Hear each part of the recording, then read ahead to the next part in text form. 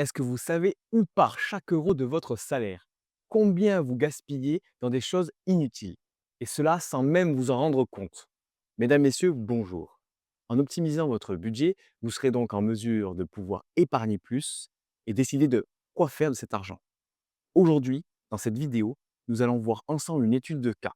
L'étude de cas va reposer sur une personne typique qui gagnerait 2000 euros par mois, net d'imposition.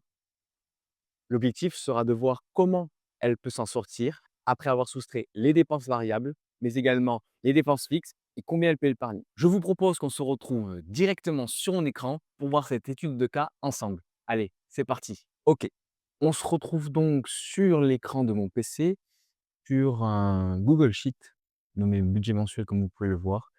On va le décortiquer ensemble, on va regarder ce qu'il nous permet de faire et sans plus tarder, on va de suite regarder le profil type que nous allons étudier. Donc notre profil type, c'est Paul. Il a 26 ans. Il est en couple sans enfant, avec un niveau d'études de bac+3. Il travaille dans les services avec un CDI à la clé. Il a 5 ans d'expérience. Il vit sur une grande ville qui est Toulouse. Il est locataire d'un appartement en ville. Ses objectifs financiers, ça va être potentiellement soit d'épargner pour un projet, un achat immobilier, un voyage, rembourser un prêt étudiant ou se constituer une épargne de précaution ou long terme. Maintenant qu'on a ces informations, je vais vous présenter rapidement l'outil qu'on va utiliser. C'est un outil assez simple, un template que j'ai trouvé sur Google Sheet et que j'utilise d'ailleurs à mes débuts avant de passer maintenant à Banking. Si vous souhaitez d'ailleurs un article dédié à Banking, n'hésitez pas à me le dire en commentaire et je me ferai un plaisir de vous en parler ou d'en faire une vidéo dédiée. Ici, on a deux sheets, le budget mensuel et le budget annuel. Le budget annuel, comme vous le voyez, il se présente sous cette forme. On a les 12 mois de l'année et on a chacune des dépenses qu'on va retrouver, je vais vous le montrer de suite, dans les budgets mensuels. On en a d'ailleurs même un peu plus.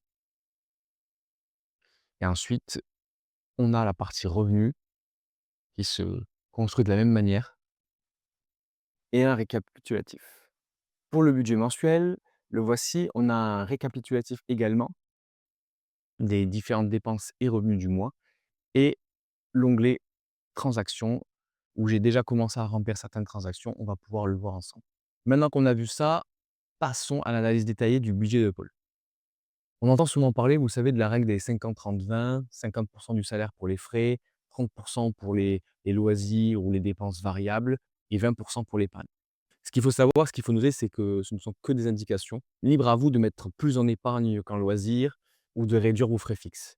Et 50-30-20, c'est pas figé dans le marbre, c'est évolutif, ça dépend. Il y a des mois où vous allez être justement à plus de frais fixes, des mois où vous allez pouvoir justement mettre plus de côté.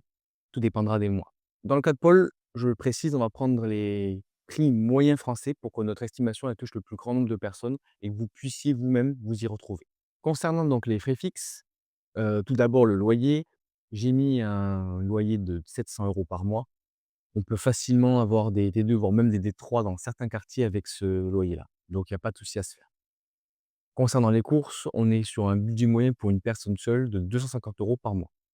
Un petit conseil que je peux vous donner pour réduire votre budget courses, faites une liste tout d'abord avant de partir pour savoir précisément ce dont vous avez besoin et ne pas vous éparpiller. Allez-y après manger. Et oui, c'est con dit comme ça, on n'y pense pas forcément, mais lorsqu'on y va avant le repas, notre cerveau, il a tendance à vouloir tout prendre, tout ce qui nous fait envie et on peut se retrouver avec un caddie beaucoup plus rempli que prévu. Enfin, pour tout ce qui est non alimentaire, encore que pour certaines denrées, on peut se permettre d'en acheter à cet endroit-là, n'hésitez pas à aller dans des magasins hard discount comme Action. Moi, pour ma part, j'achète tout ce qui va être liquide vaisselle, sac poubelle, éponge et cetera et cetera. À la longue, vous verrez, ça vous fera des sacrées économies. Concernant donc les assurances, on a notamment l'assurance habitation, l'assurance voiture. Là, ici, on se retrouve du coup avec 15 € et 60 €. Alors, je ne l'ai pas précisé, mais vous le voyez à chaque fois, on a des catégories déjà prévues sur le site. Donc, à savoir alimentation, cadeaux, santé, médecine, habitation, transport, etc., etc. Ensuite, on a des catégories personnalisées et on peut en rajouter. Alors, pour les rajouter, ce ne sera pas ici, ce sera dans le récapitulatif. Vous voyez, par exemple, ici, si je mets test, on va se retrouver dans nos transactions avec la possibilité d'avoir une catégorie qui s'appelle test. Et on peut en rajouter un certain nombre. OK, revenons-en à nos moutons. J'ai considéré que Paul, se déplaçait en voiture, tout simplement. Beaucoup de personnes se déplacent en voiture sur le périphérique toulousain dans tous les cas. Hem, on est sur un plein du mois à 66 €. Pourquoi? Parce que j'ai considéré un diesel avec un réservoir de 40 litres et j'ai pris un coût au litre de 1,65 €. Même si aujourd'hui on tourne plutôt autour des 1,55 €, j'ai préféré être un peu plus large pour nos calculs. Pour ce qui est de l'électricité, l'eau, le gaz, on va se retrouver sur EDF. J'ai mis là encore 60 €. J'ai mis un peu plus que les estimations là encore, je préfère qu'on soit toujours plus cher, au cas où par exemple notre pôle aimerait bien se chauffer en hiver. La moyenne en tout cas, elle est entre 30 et 50 € par mois par personne, généralement. Enfin, dans nos dépenses fixes, pour finir, on a 40 € par mois qui correspond à notre internet, box et téléphone. C'est les prix, j'ai envie de dire, on peut même s'en sortir pour moins cher, mais c'est plutôt les prix. J'ai rajouté quand même 20 € par mois, dépenses fixes pour l'entretien de la voiture. Alors, j'aurais pu le mettre en dépenses variables, maintenant que j'y pense, mais même en dépenses fixes, au moins on est sûr, on a un petit plus, voilà, même si ça ne correspond pas à l'entretien pour la voiture, on aura ces petits 20 € supplémentaires. OK. À votre avis, on arrive à combien de pourcents là? Est-ce qu'on est en dessous ou au-dessus des 50? Verdict, on arrive à 1 211 € de charges fixes, soit un peu plus de 60. Donc dans le cas de notre pôle, déjà, on se rend compte que même en faisant un peu attention, même si on est un peu au-dessus de la moyenne ou dans la moyenne pour certains de nos prix, on est quand même malgré tout au-dessus des 50. Alors oui, la vie elle coûte cher, mais il lui reste encore 40 à répartir et on va voir comment il va s'en sortir et comment il peut s'en sortir. Pour ce qui est donc des dépenses variables, on va voir ça maintenant. On a tout ce qui va être sortie, restaurant, cinéma, mais également tout ce qui va être achat, habits, cadeaux et les imprévus. Donc je me suis amusé à mettre sur plusieurs jours des restaurants. Donc on a, 3 restaurants dans le mois, un cinéma, un cadeau pour Jacques, et oui, parce que c'est son anniversaire, il ne faut pas l'oublier, mais également des achats type t-shirt, short et casquettes et sous-vêtements. On se retrouve donc sur la fin du mois avec un 70 € de restaurant, une sortie cinéma à 10 €, 70 € d'habillement, 30 € d'achats annexes, ici qu'on peut voir avec les achats Amazon, et un cadeau de 15 € pour un ami. Bien sûr, j'ai rajouté là encore une partie imprévue de 30 € par mois. On arrive sur un total de 225 € qu'on va arrondir à 250 € pour être plus large. On a donc ici alloué seulement 11,25 % aux dépenses variables. Autant dire très loin des 30 souvent plébiscités. Pour moi ici, on serait suffisant. C'est d'ailleurs un petit peu ce que je fais, j'ai envie de vous dire, tous mes mois.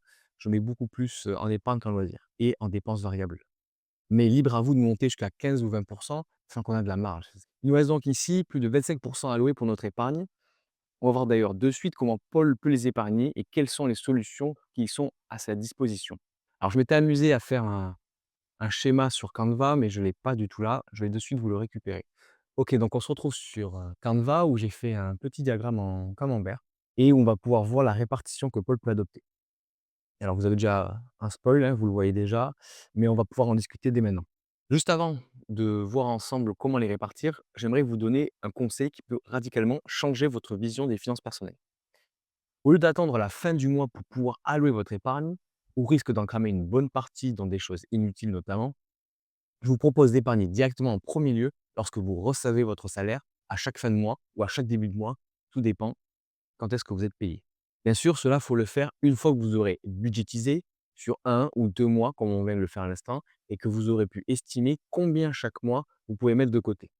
Dans notre exemple, même s'il me reste plus de 550 € à mettre, on va estimer qu'on n'en aura que 400 à 500 € pour avoir toujours un peu d'argent sur le compte courant en fin de mois. Également, si vous voulez en savoir plus et éviter de tomber dans les pièges communs des débutants, je vous conseille mon guide gratuit, les 10 erreurs à éviter quand on débute en investissement, que vous retrouverez sous le lien dans la description.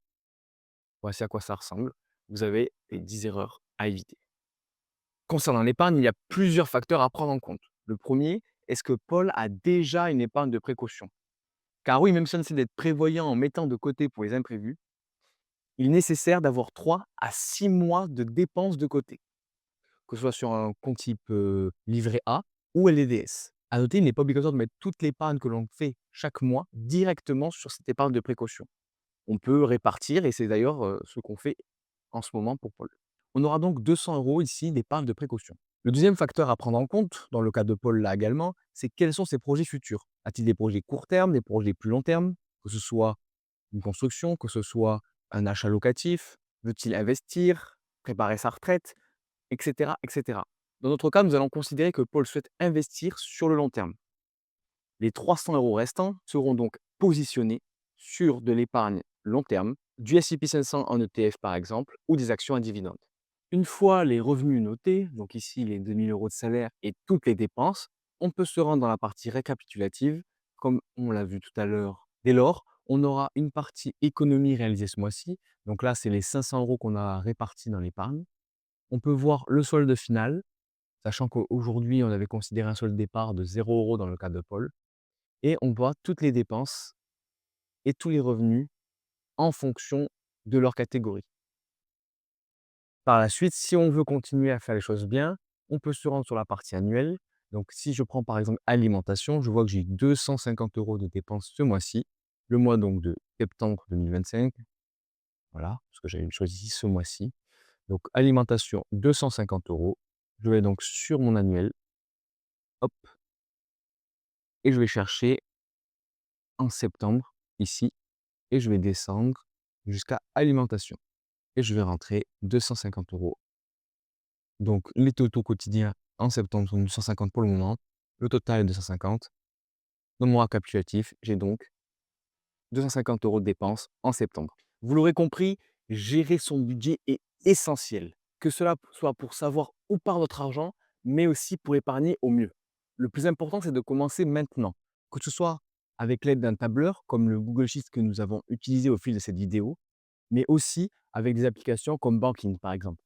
En prenant le temps de gérer vos finances, mais aussi votre budget, vous ferez déjà mieux que la majorité de la population, qui vous permettra d'avoir une longueur d'avance non négligeable pour votre futur. Si vous avez une question, une remarque ou toute autre chose, n'hésitez pas à laisser un commentaire en bas de la vidéo ou sur mes différents réseaux, Telegram, Instagram, TikTok, soyons fous. Je nous ferai un plaisir de vous y répondre.